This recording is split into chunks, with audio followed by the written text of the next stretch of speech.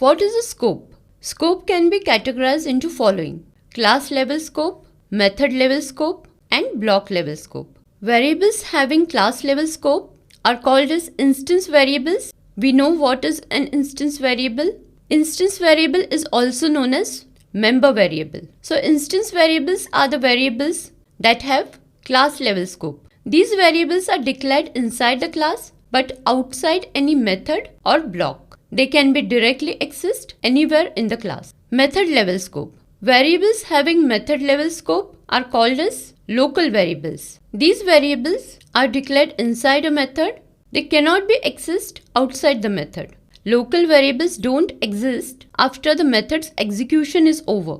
Block level scope. A variable declared inside pair of curly brackets in a method or any block has scope within the brackets only. For example, if you are writing a for loop and you have declared some variable inside the for loop, so that variable will have scope within the curly brackets of the for loop. It won't be accessible outside the for loop. In this program, we are going to understand scope of instance variable, local variable, and loop variables. So we have defined a class named scope demo. We have defined instance variable A. We have a default constructor.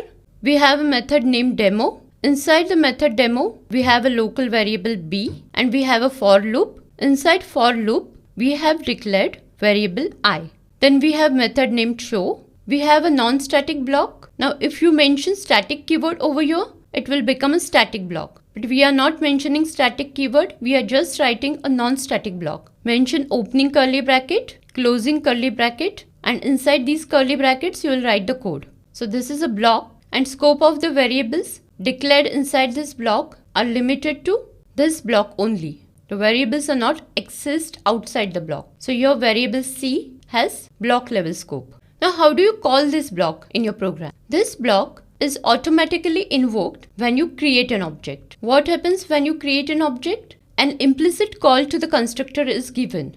But before the constructor is invoked, non-static block is invoked. So the execution starts from main method. Here you are creating an object of our class, that is scope demo. Scope demo is equal to new scope demo. As soon as the object is created, call to the constructor goes. But before the constructor is invoked, the interpreter invokes this block and the code inside the block is executed. Now we have declared a variable C and assigned value 30 to it. And we are printing system.out.println inside block 30. So very first statement printed to the console will be the code executed inside the block. Inside block colon 30. This statement is executed. Then call to the default constructor is given, and the code inside the default constructor is executed. So we are printing inside constructor. This will be the next statement printed to the console. Next we are trying to print instance variable. Now how do you invoke instance variable? Using an object, a non-static variable. If you want to access a non-static variable inside the static method, you need to use an object. That is why we are writing object s.a. Now A is an instance variable.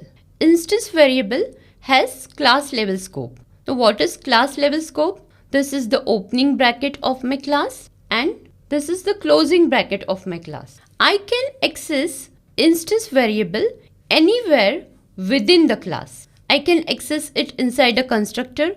I can access it inside the method.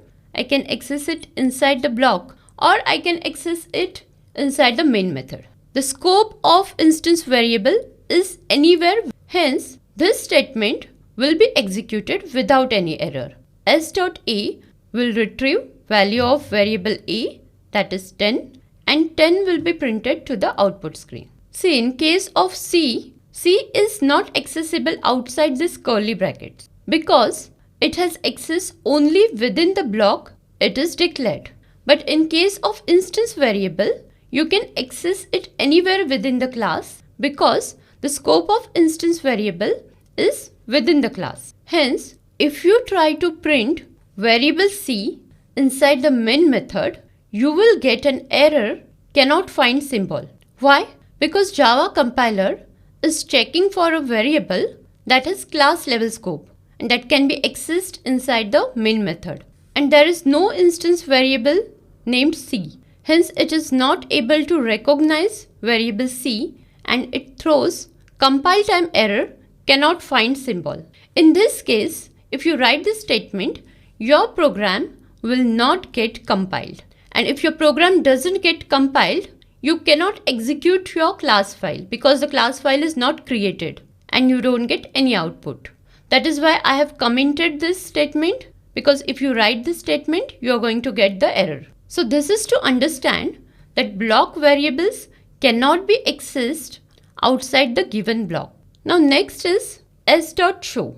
We are giving a call to show method.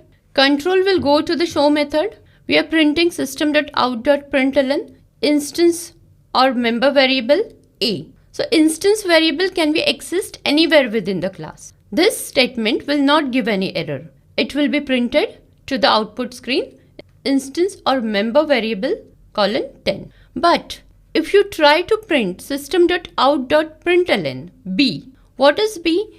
B is a local variable belonging to method demo.